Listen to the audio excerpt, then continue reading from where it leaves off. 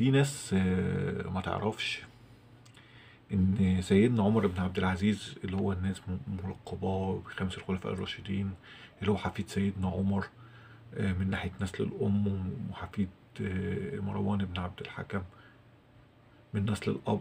كان اتولد في حلوان، ووالده كان عبد العزيز بن مروان اللي هو أخو عبد الملك بن مروان. عبد الملك بن مروان هو طبعا أول من سمي عبد الملك في العرب، يعني أول واحد اتسمى عبد الملك في العرب. وكان وفي عه- وفي في وفي سلالته يعني كان في عدد كبير جدا من الحكام، وليد واليزيد وناس كتير جدا من الحكام. وحتى السلالة اللي راحت بعد كده الأندلس، اللي عبد الرحمن الداخل وأولاده برضو من سلالة عبد الملك بن مروان. فهو اللي تجمع يعني عشان اتسمى باسم الملك، يعني جه الملك في اسمه. وهو واحد طبعا من أبرز الحكام الأمويين. فعبد الملك بن مروان كان ليه أخ ولي عهده، كان في البداية اسمه عبد العزيز بن مروان.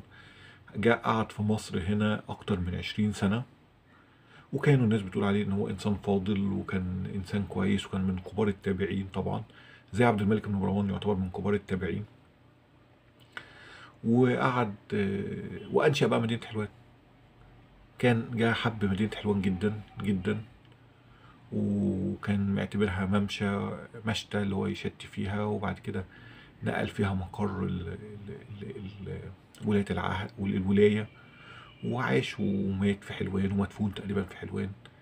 فالنهارده بيقولوا عيد ميلاد حلوان، فقلنا نتكلم عن عبد العزيز بن مروان، والد سيدنا عمر بن عبد العزيز، اللي هو طبعا أشهر خليفة أموي ومثال العدل. وكان اتكتب عنه واتعمل عنه مسلسل بتاع نور الشريف اللي هو عمر بن عبد العزيز. شكرا لكم.